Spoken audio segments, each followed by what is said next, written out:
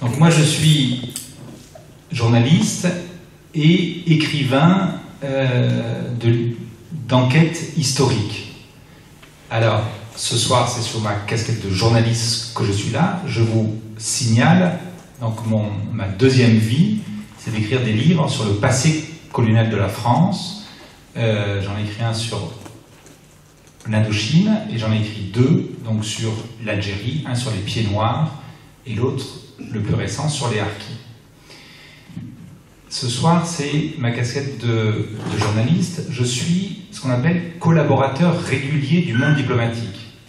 Le Monde diplomatique est un mensuel et c'est un journal qui est vraiment, pour plein d'aspects, très particulier dans le monde des médias papier en France. La tendance générale est au rétrécissement des articles. La tendance générale est aux articles franco-français qui s'intéressent aux petites phrases de l'un, aux petites phrases de l'autre.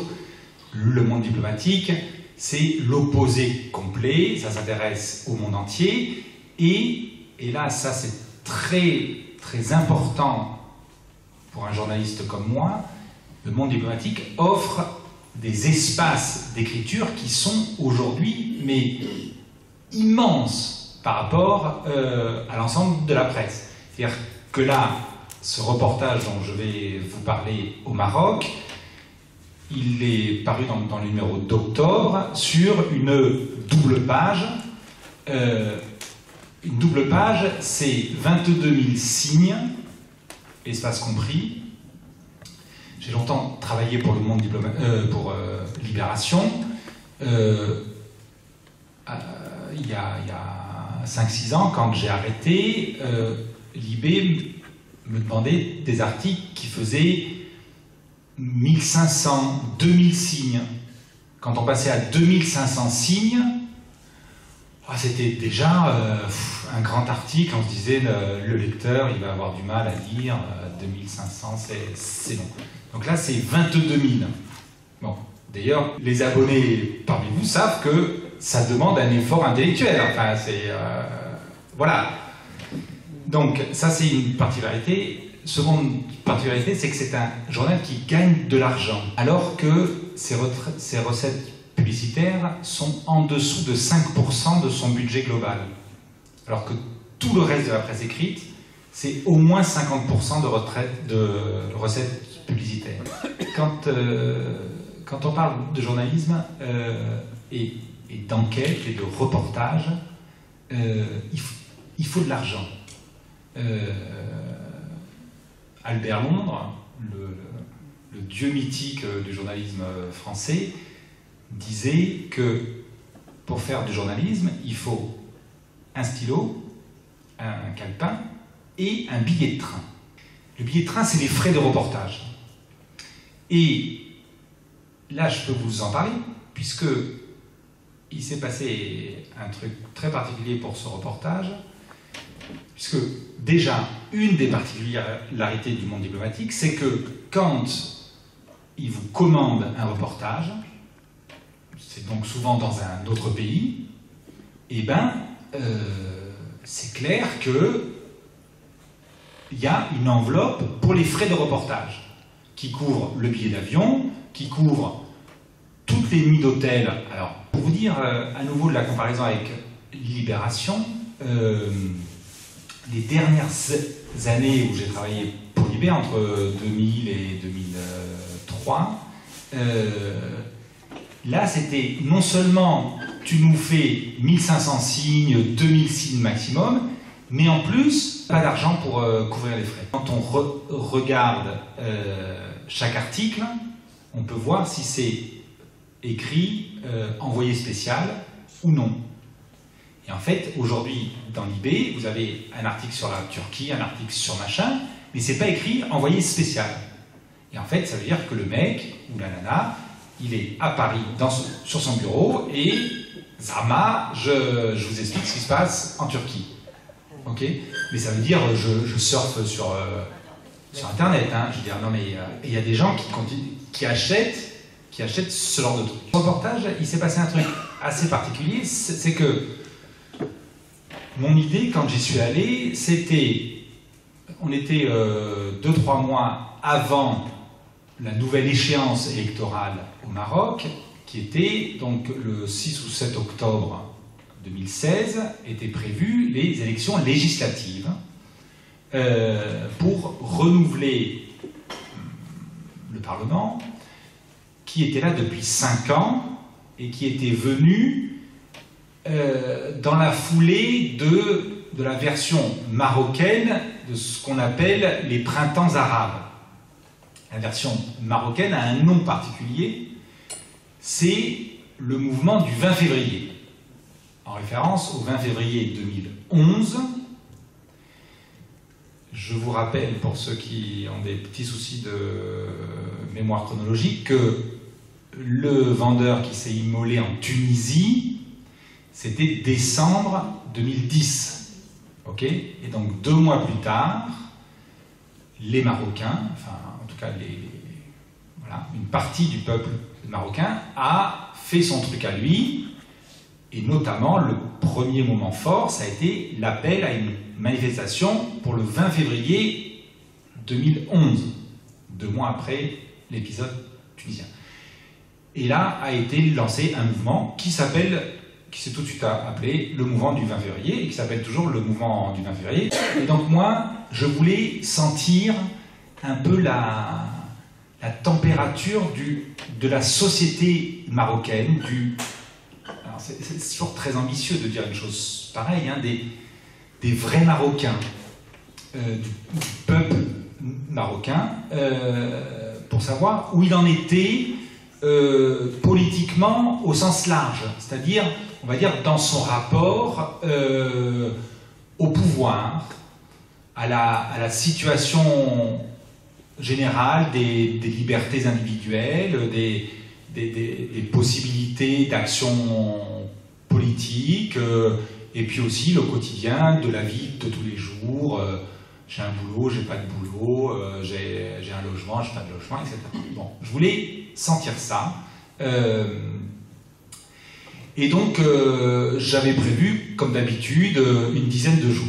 Parfois, il y a ce côté affreusement prétentieux du journalisme, hein, mais qui date pas d'aujourd'hui, hein, ça c'est très ancien, de se dire, moi je suis de quel pays? Bon, par exemple, je suis de la France, je pars 10 jours au Yémen, et je reviens, et j'explique à mes lecteurs français la situation au Yémen. Bon, quelque part, c'est ça aussi le principe du journalisme. Hein. Bon. Ceci dit, quand, allez, je vais pas casser que Libé, quand Le Monde, qui est un journal que je lis tous les jours, hein, qui pour moi est le dernier quotidien français qui se tienne, collègue du Monde qui s'appelle Charlotte Bozonnet, elle est allée couvrir les élections marocaines.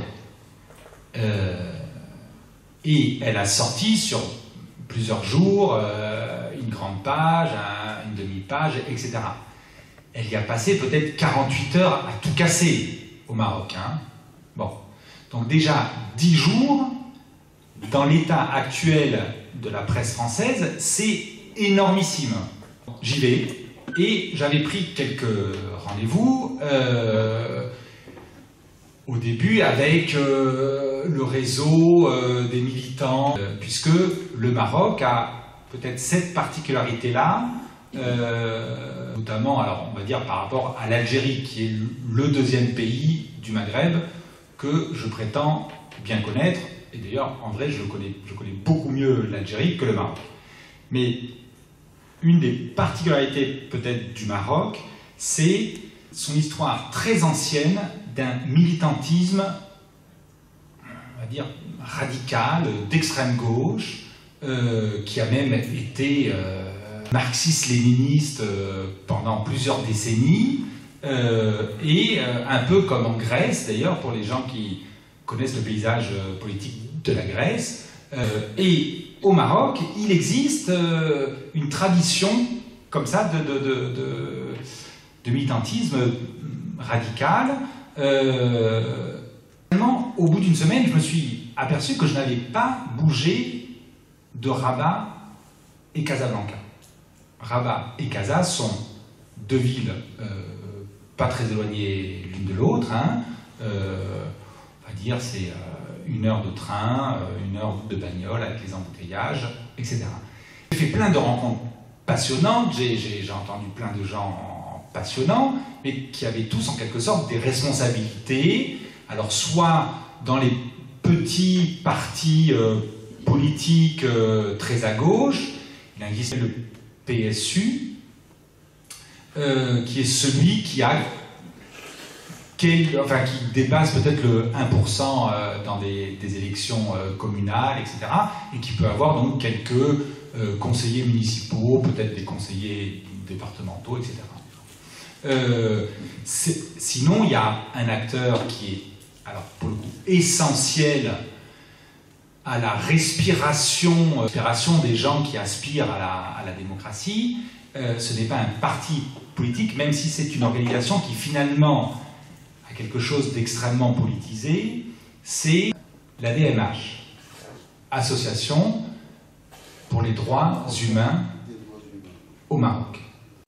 L'ADMH est un organisme essentiel pour qu'il y ait un petit peu de respiration au Maroc.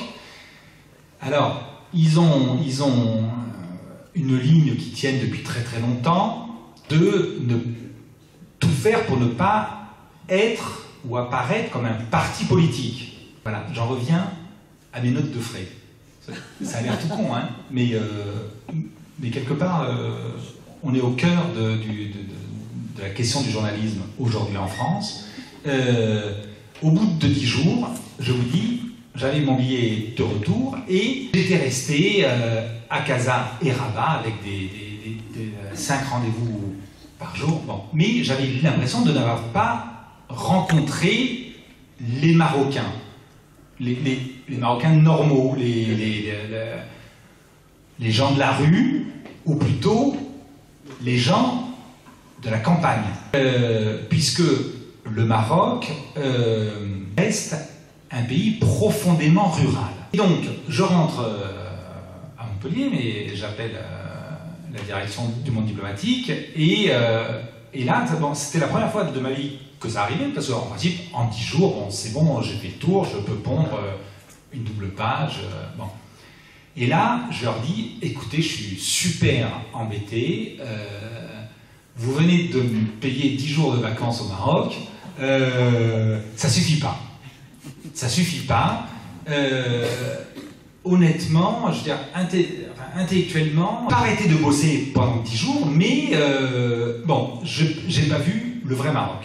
Et donc, est-ce que vous seriez d'accord pour me payer un deuxième voyage au Maroc? Et là, je débarque à l'aéroport de Rabat et je prends tout de suite une bagnole et je quitte Rabat à Casa parce que sinon on n'en sort pas. Et le monde diplomatique, et ça c'est un truc, mais ça n'existe pas dans aucun autre journal en France, le monde diplomatique a dit oui. À voir ce que j'ai profondément réalisé et ce que j'ai essayé de transmettre dans mon article, c'est que en France, on a un très grand problème de vision du Maroc. Okay. Autant l'Algérie, pas du tout, parce que l'Algérie, tous les Français savent que c'est pourri, que rien ne marche, que les institutions démocratiques sont noyautées par l'armée, qu'on n'a pas le droit de manifester, et d'ailleurs, les Français ne vont jamais passer leurs vacances en Algérie. Ça, c'est clair et net. Le Maroc, c'est l'extrême opposé. C'est-à-dire que le Maroc, non seulement a développé son industrie du tourisme de façon extrêmement poussée. Bon, c'est agréable de faire du tourisme au Maroc, c'est beau pour les yeux, il y en a pour tous les budgets. Bon, donc c'est très bien fait, sauf quand on est un peu touriste spécial, mais un touriste normal, eh ben, il se retrouve en fait dans des lieux qui ont été, j'allais dire, choisis pour lui. Exactement. Mais il se dit, il y a une grande diversité, et c'est très sympa. Hein, quand on passe une semaine ou deux de tourisme au Maroc, on n'accède pas à une réalité profonde du Maroc qui est caractérisée par une extrême misère du peuple. Le rapport sur le développement humain du PNUD. Donc ce rapport sur le développement humain prend en compte un nombre très important de critères, dont le taux de scolarisation, le taux d'alphabétisation, la nutrition, etc. Et en fait là, le chiffre, enfin le classement du Maroc est, j'allais dire, de façon à nouveau surprenante lorsque on ne connaît que le Maroc, que les spots touristiques marocains, c'est que le Maroc est très très très bas dans ce classement. Le Maroc occupe la 126e place, 126 sur 188 pays du monde entier. Bon, les deux grandes idées qu'il faut avoir en tête, c'est à la fois le Maroc participe à la tendance, j'allais dire, mondiale de la victoire de l'économie libérale. Alors, il y a un lien avec l'absence de postes par l'État, c'est-à-dire qu'il y a une réduction drastique des budgets de l'État et une ouverture correspondante à l'économie privée. Et donc, on va dire, le secteur de l'économie privée au Maroc est florissant. Il y a d'énormes possibilités, d'énormes chantiers, ça fonctionne très bien, et le capitalisme mondial, on va dire, gagne beaucoup d'argent au Maroc. La seconde chose, ça c'est une caractéristique marocaine, alors là, à travers une sorte de holding familial, dont les actions appartiennent au roi lui-même, mais aussi à ses cousins, à je sais pas quoi, mais c'est le roi qui est un peu le chef de cette holding. Cette holding détient des parts très importantes dans de très nombreux secteurs de l'économie. Et donc là, il y a cette caractéristique marocaine d'une injustice à l'intérieur même du modèle libéral, puisque c'est la personne qui décide des lois, à savoir le roi, qui est aussi l'acteur capitaliste le plus important. Vous, si vous êtes une capitaliste, si vous avez de l'argent, vous avez envie de faire des affaires au Maroc, la concurrence est très vite très déloyale.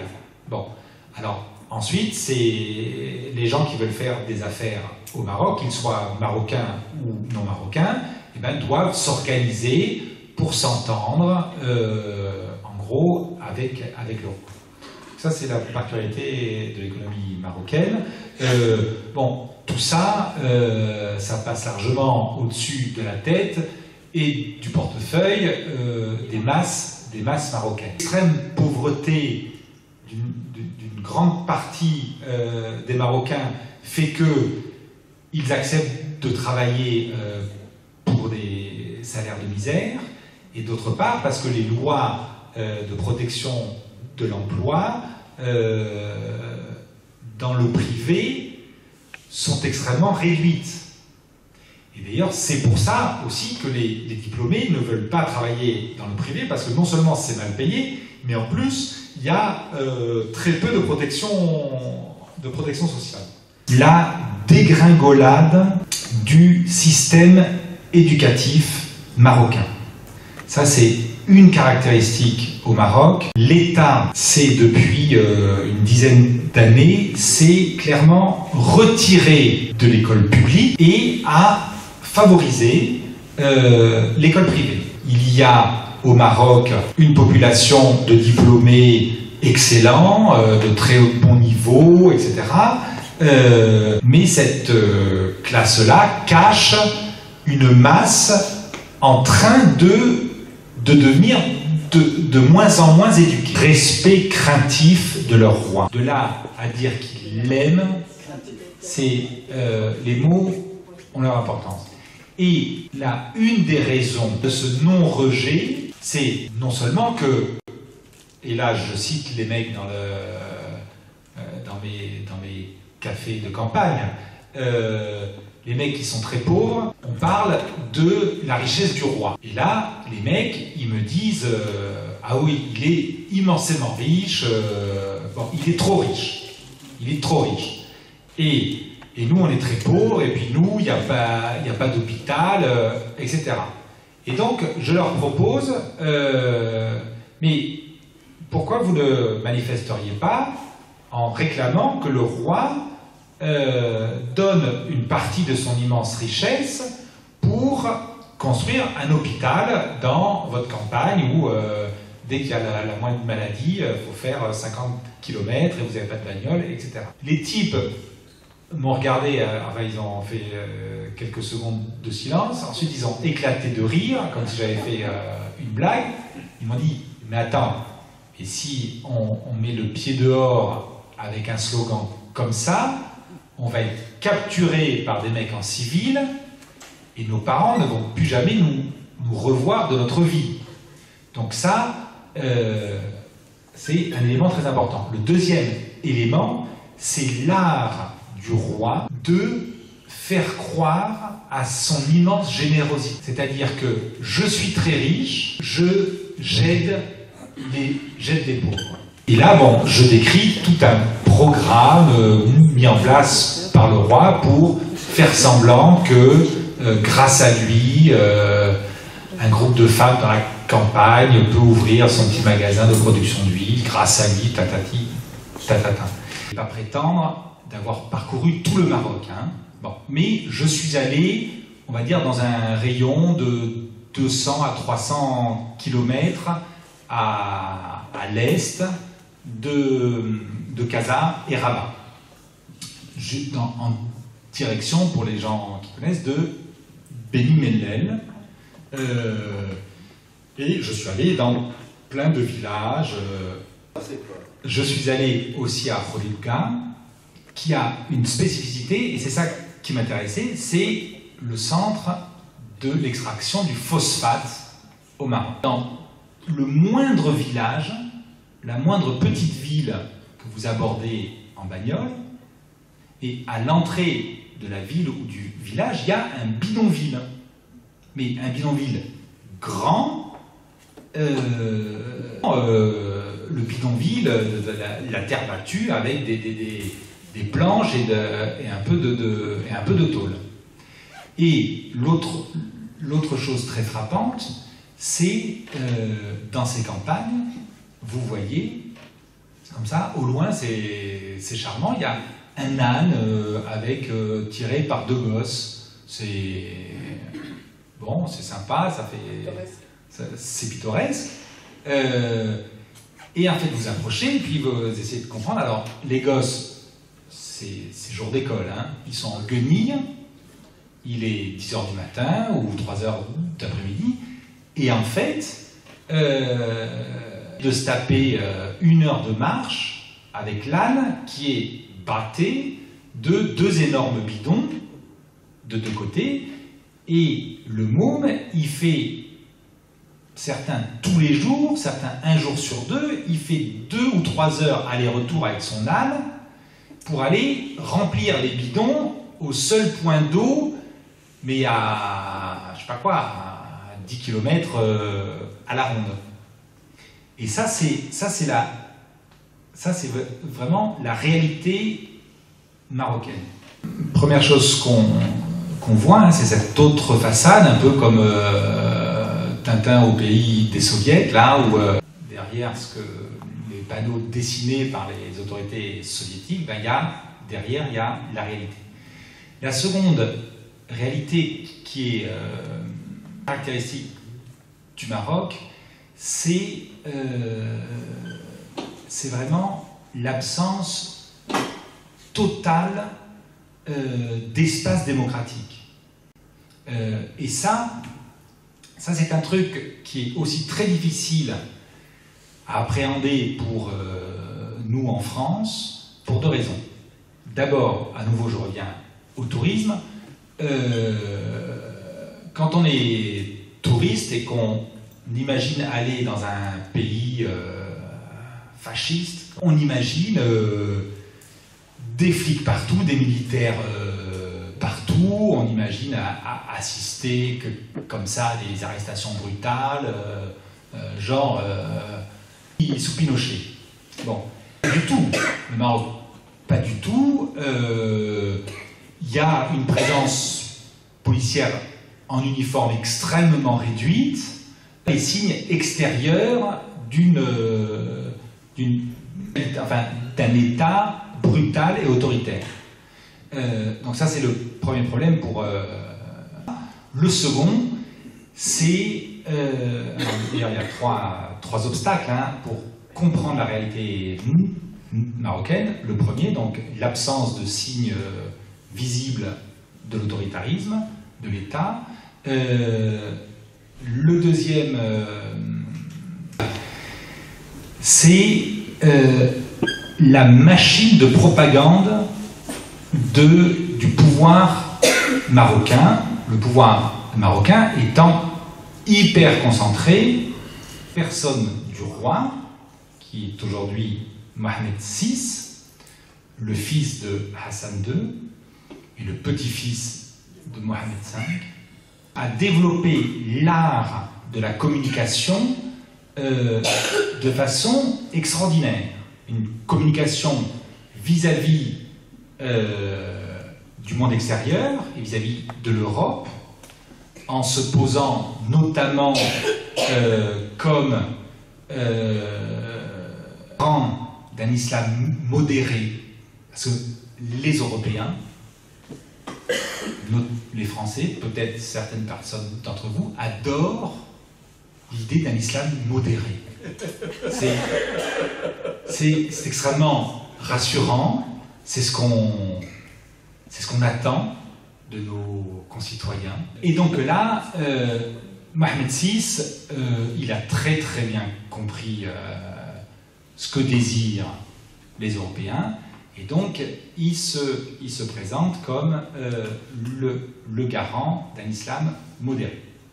L'obstacle qu'on a en France pour bien comprendre la réalité marocaine, c'est la façon dont le pouvoir marocain entretient un réseau de personnalités françaises qui lui sont favorables.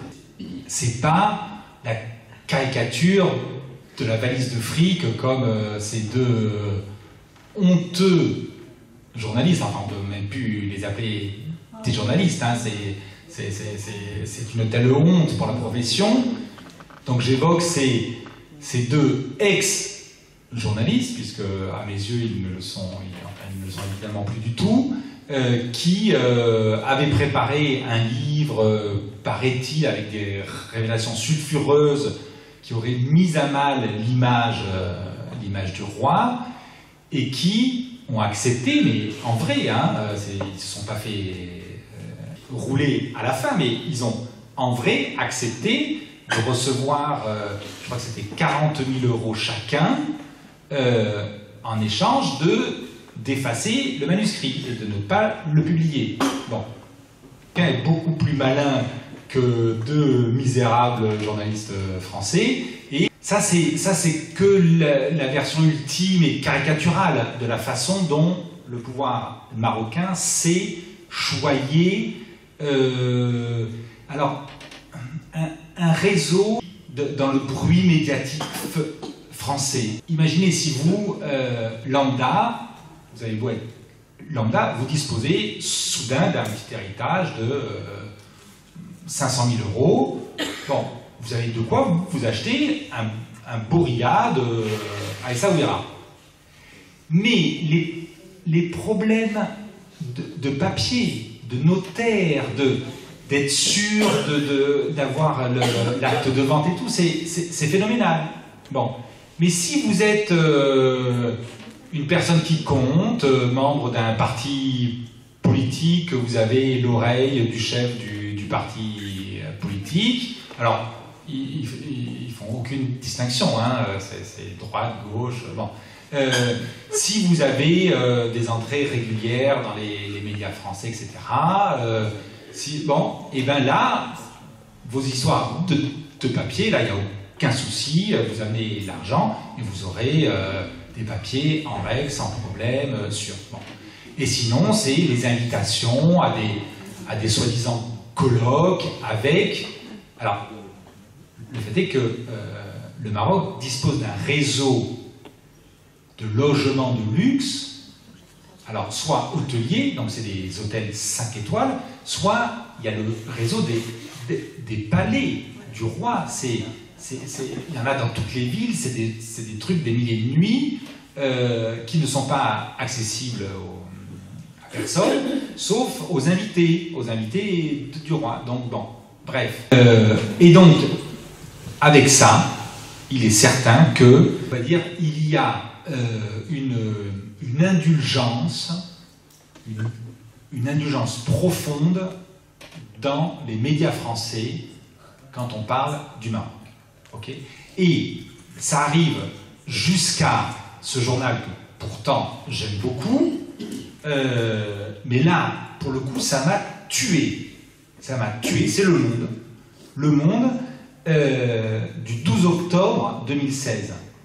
C'était donc une semaine après ces élections législatives. Et donc, la collègue du Monde était allée passer, donc, à mon avis, 48 heures maximum à Rabat. On n'a vraiment pas le temps d'aller voir le Maroc profond. Et les élections, ça n'a pas été des élections truquées, par exemple. A priori, il n'y a pas eu de bourrage des urnes, d'accord? Et là, c'est encore l'art très subtil du pouvoir marocain d'organiser un théâtre de la démocratie. C'est-à-dire que ces élections, il y avait des listes électorales tenues à jour.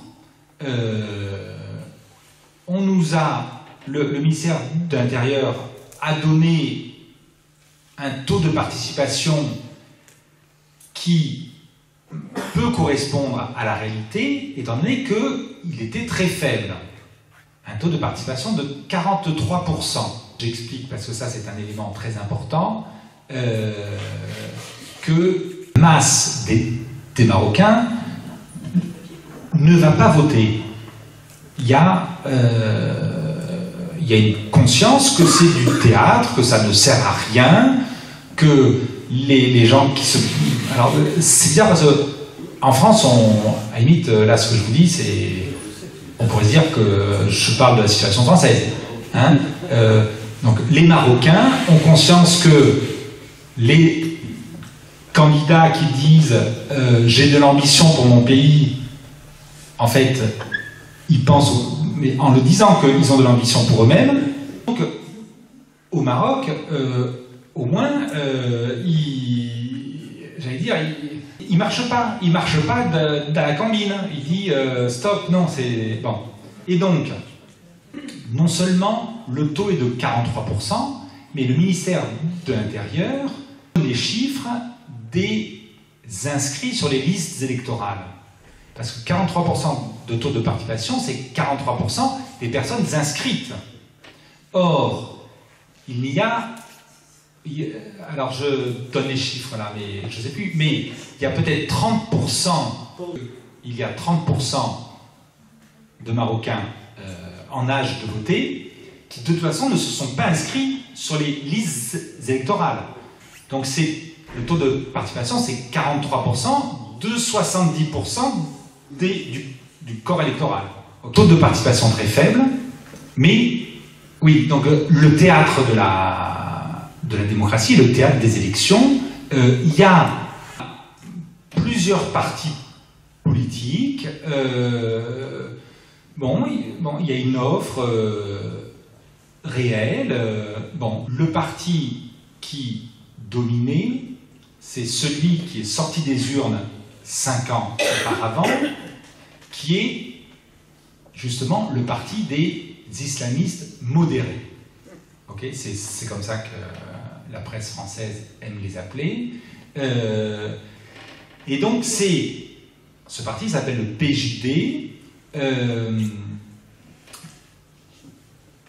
Si vous voulez, avant même de se présenter, il a dit « Je ne conteste pas le système, je ne conteste pas l'autorité du roi, je ne conteste pas, finalement,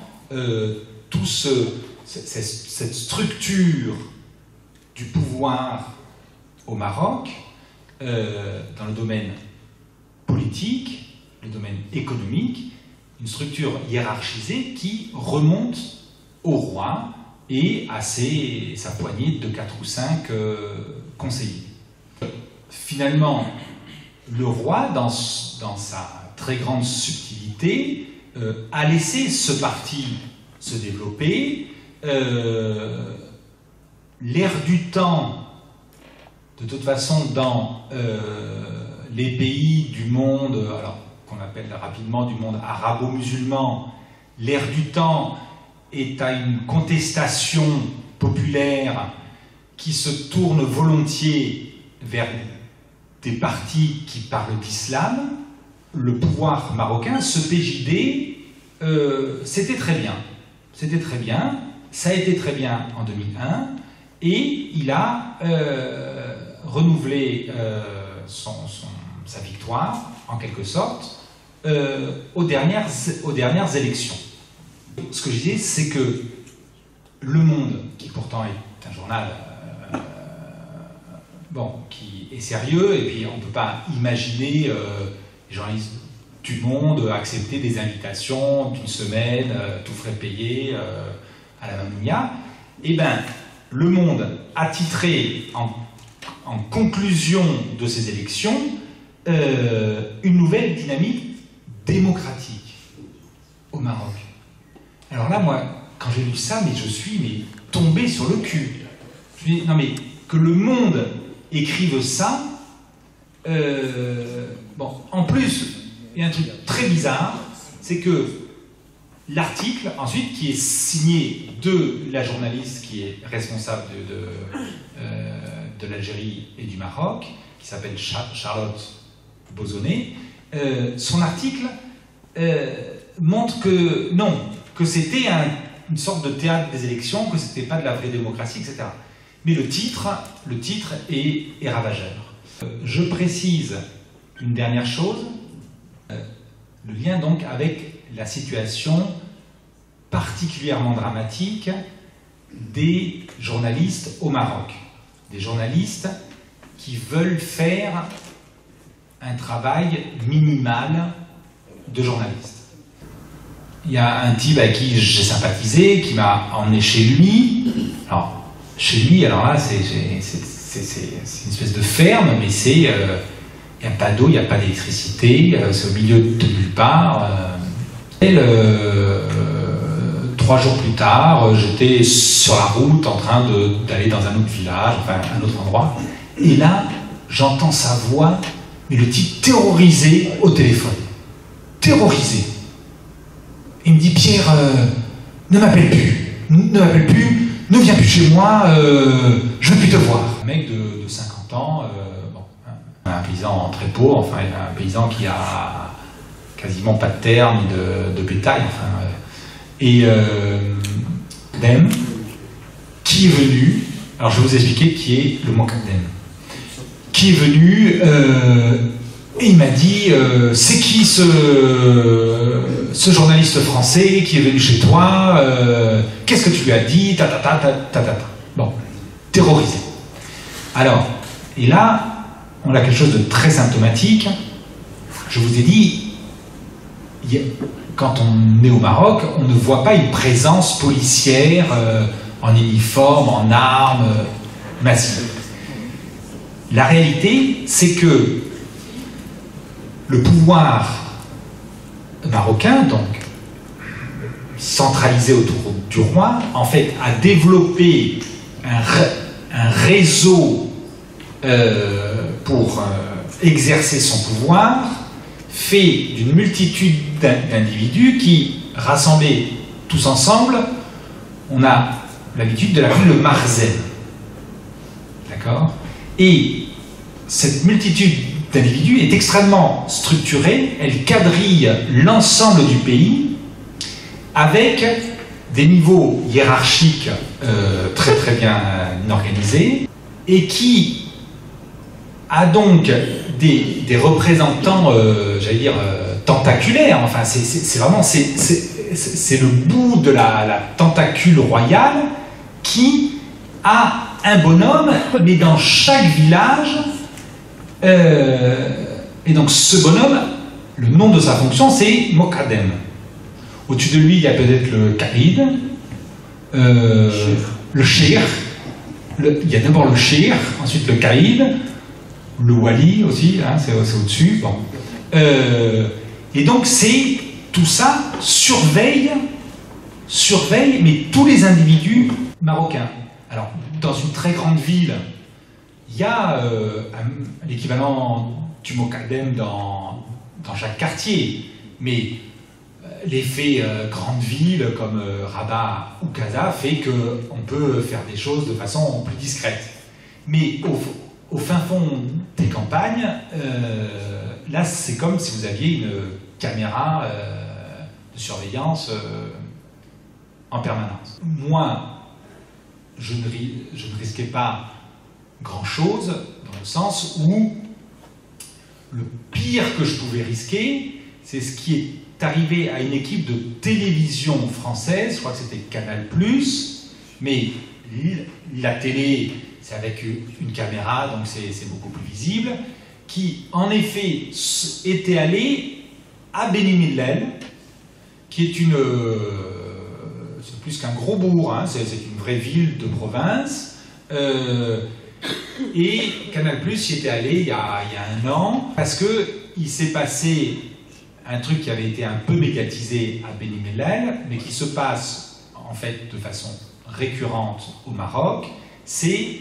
l'agression violente d'un couple présumé homosexuel, donc 2 hommes adultes et tout à fait consentants, qui étaient dans la maison de l'un des deux. En fait, les gens du quartier, donc c'est un quartier de Beni Mellel, étaient partis dans un délire homophobe, et donc il y avait, je sais pas quoi, une trentaine de personnes du quartier qui avaient fracassé la porte d'entrée de l'habitation d'un des 2 types, et qui s'étaient rués sur ces 2 types. Alors, ces 2 types qui peut-être prenaient tranquillement un thé ensemble. Hein.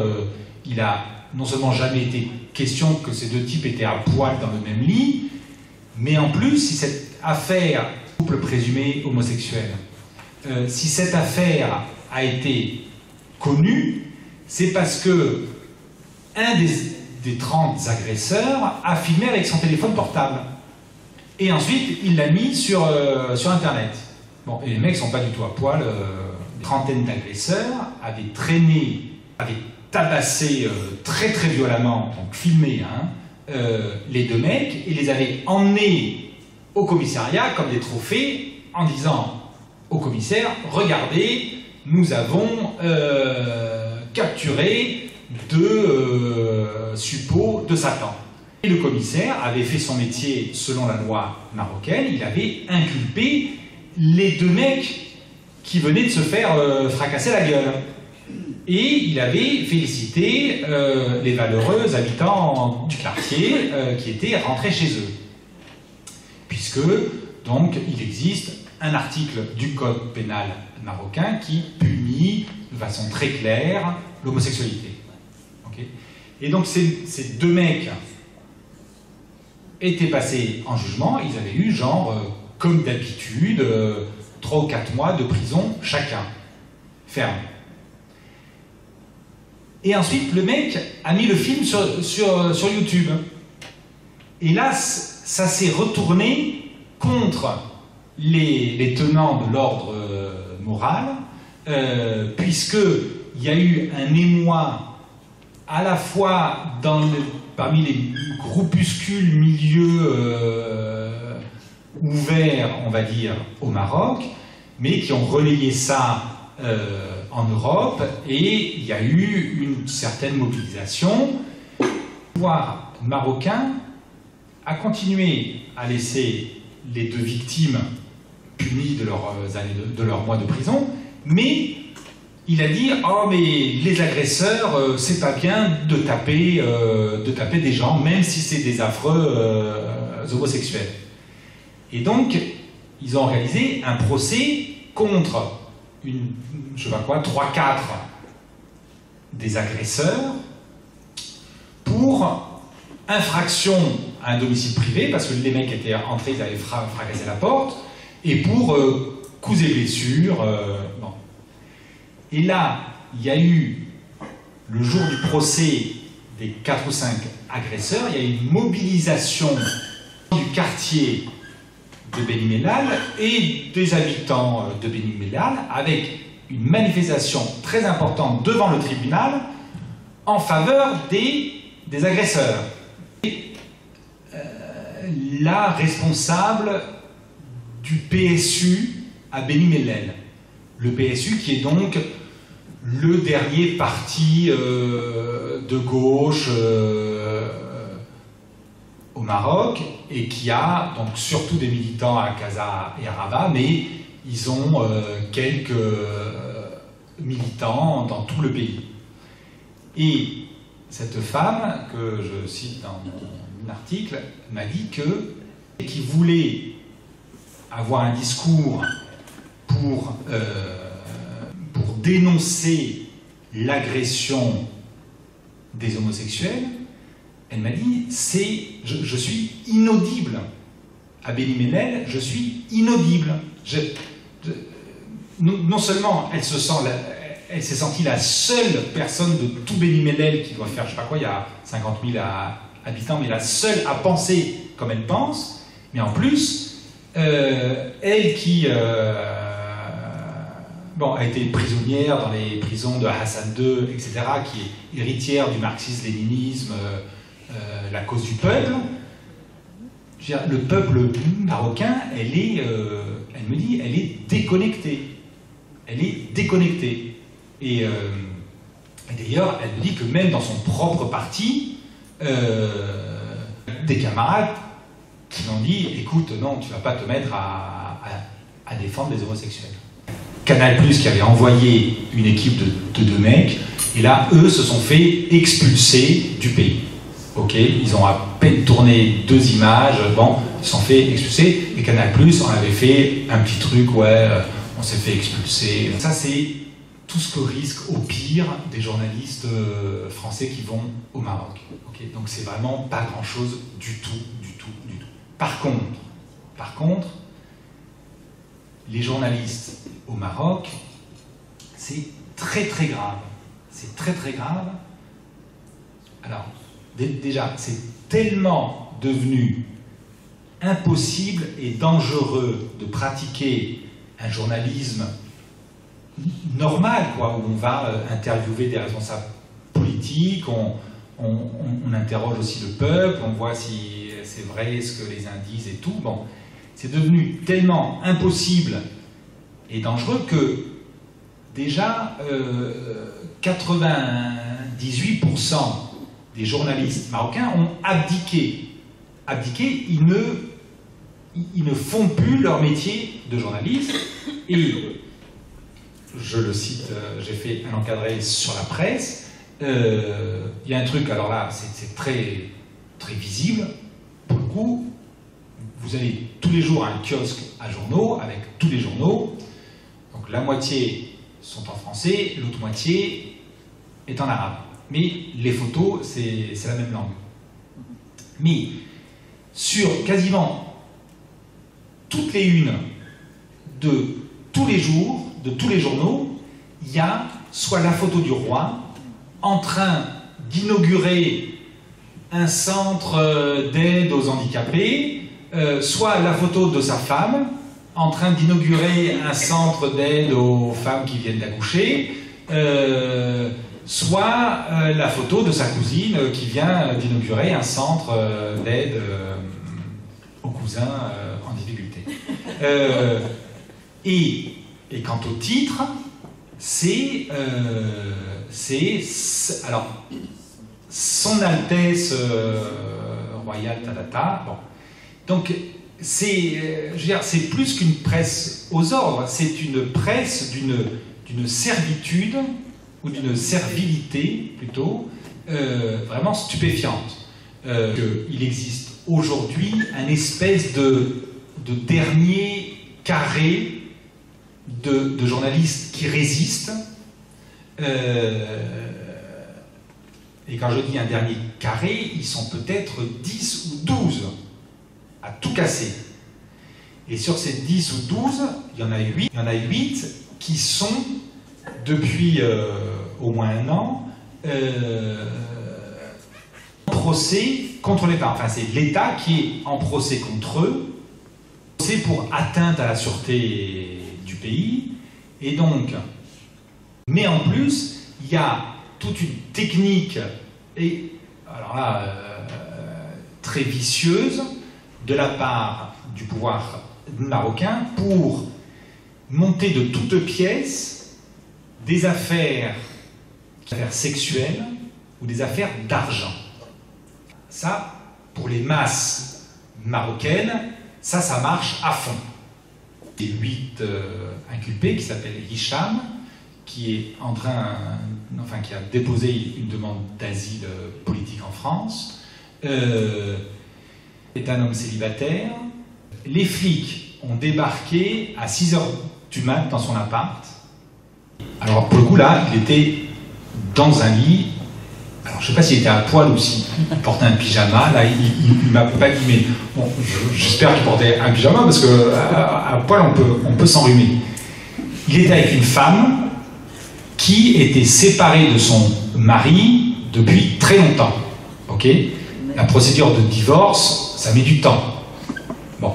Et là, ça a été du pain béni pour les autorités marocaines, puisque un autre article de loi, de cette loi très rétrograde au Maroc, punit de façon très ferme toutes les questions d'adultère. Pour être dans un lit avec quelqu'un, il faut être marié avec cette personne-là. Oui, merci de préciser parce que tout de suite tu te dis putain merde, attends moi qu'est-ce qui va m'arriver. Et donc et tous les autres cas de figure, c'est hors la loi, ok. Cette personne devrait être, vous l'avez compris, d'un sexe différent. Non seulement ils ont été traînés au poste, mais la police et la justice marocaine ont monté cette affaire jusqu'à l'accuser d'avoir transformé son appartement, voire son immeuble entier, en une maison de passe. C'est pas que l'adultère dont il est accusé, c'est organisation de prostitution à large échelle. Bon.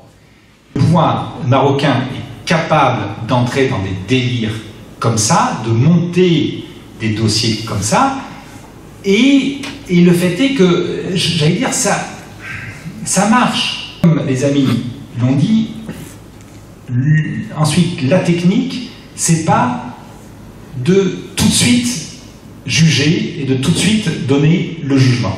C'est, on vous accuse, on vous met éventuellement 1 mois en prison en préventive ou 2 mois, et ensuite, on vous relâche en attente du procès. Et là, il y a une première date de procès. Mais c'est surtout pas à ce moment-là que le jugement va tomber. Au contraire, il ne tombe pas.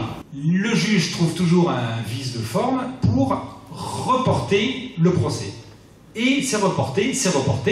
Là, ce groupe-là de 7 ou 8 journalistes accusés, ça fait... ils en sont au 5e ou 6e report. Moi, quand j'y étais au Maroc, c'était le 4e report, mais il s'est tombé sur la date où j'étais présent. J'y suis allé. Ça a duré 3 minutes, le temps que le juge dise « Ah ben non, ben, je sais pas quoi, il manque une pièce, ou je sais pas quoi. » On reporte. Bon. Et pourquoi il fait ça, le pouvoir? Eh bien, pour jouer sur 2 tableaux. À la fois, vis-à-vis de l'opinion internationale, s'il y a jugement, il y a scandale. Parce que c'est tellement scandaleux, les dossiers sont tellement vides, il y a des juristes, il y a l'association des avocats européens qui ont envoyé un représentant, etc. Ils ont tout étudié. Juridiquement, c'est complètement vide. Or, tant qu'il n'y a pas de jugement, ça ne peut pas faire un immense scandale en Europe. Et pour ces journalistes eux-mêmes, ça leur met une épée de Damoclès qui fait que il faut un courage énorme aujourd'hui pour continuer à essayer de faire un journalisme digne de ce nom. Et donc c'est ce que font ces 10 ou 12 personnes qui se sont réfugiées. Alors la presse papier leur est aujourd'hui financièrement impossible. Et vous voyez, je vais finir là-dessus. J'ai commencé par parler d'argent au début et je parle encore d'argent parce que la presse, la question de l'argent est essentielle. Donc, la presse papier leur est interdite au sens commercial du terme. C'est-à-dire qu'il n'y a aucun annonceur, aucune entreprise marocaine. Quand on est entrepreneur au Maroc, on est forcément en lien avec un partenaire royal. Et donc, il n'y a aucune entreprise marocaine qui achèterait de l'espace publicitaire dans des médias papier. Donc ils se sont réfugiés sur le net. Économiquement, c'est beaucoup moins cher à produire. Mais le pouvoir les traque jusque sur le net. Il y avait un site qui avait vraiment qui avait commencé à tracer sa voie. Il s'appelait lacom.com. Son fondateur a été mis en prison pour je ne sais plus sur quel prétexte, etc. Il a aujourd'hui 2 procès sur la tête. Malgré cela, ce type qui s'appelle Alouzla est un type d'un courage inouï. J'ai une admiration extraordinaire pour lui. Il a monté un second site qui s'appelle lacom2.com. Bon, mais ce sont des petites niches et les masses ne suivent pas. À chaque procès, il y a un appel à manifester devant le tribunal.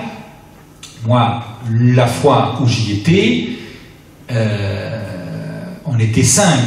À Rabat, il y a le Parlement, ok, et il y a le siège du gouvernement. Et à Rabat, quand j'y étais, mais je suis sûr que ça continue, et quasiment tous les jours, vous avez une manif devant le Parlement. Une manif de gens, c'est toujours 200, 300, 500 personnes, organisées de façon assez compacte. Donc il n'y a pas besoin d'un appareil policier très important. Donc il y a une manif, marche le long du boulevard, s'arrête devant le Parlement et écrit des slogans de façon d'ailleurs très organisée. Et notamment, parmi les groupes qui manifestent, il y a le mouvement des étudiants, des diplômés chômeurs. Le pouvoir utilise le net pour désinformer, et notamment dans le cas très précis de cette poignée de journalistes qui essayent de faire du travail de journalisme, ils ont certes investi le net, mais ils ont investi le net, ils ont créé 3-4 sites. Mais le pouvoir marocain en a créé 15 avec des moyens financiers beaucoup plus importants et une force de frappe beaucoup plus importante. Et c'est notamment par le net que circulent des campagnes de diffamation contre ces journalistes, des campagnes qui relaient les accusations portées par le pouvoir sur le sexe, l'argent, etc. Descendant direct du prophète, et l'autre chose, c'est commandeur des croyants, bon, qui sont deux choses d'ailleurs différentes. Il y a des Marocains qui ont, pour le coup, qui se permettent, alors à la fois ils ont le courage, mais quelque part, c'est permis de publiquement mettre en question cette chose-là. Ces Marocains-là appartiennent à un mouvement à côté de ce théâtre de la démocratie marocaine, avec quelques partis comme ça. Il existe une force politique réelle. On va dire c'est un mouvement religieux au départ, Adoul et Hassan, en abrégé, la Jama, justice et bienfaisance.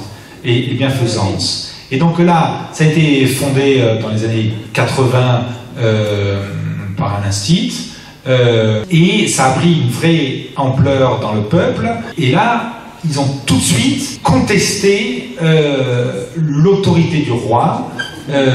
À l'époque, autant que cette gauche, enfin cette extrême gauche radicale, aujourd'hui, ils sont encore là. Ils n'ont pas capitulé devant le pouvoir. On va s'arrêter là parce qu'on pourrait continuer. Merci beaucoup de m'avoir sagement écouté.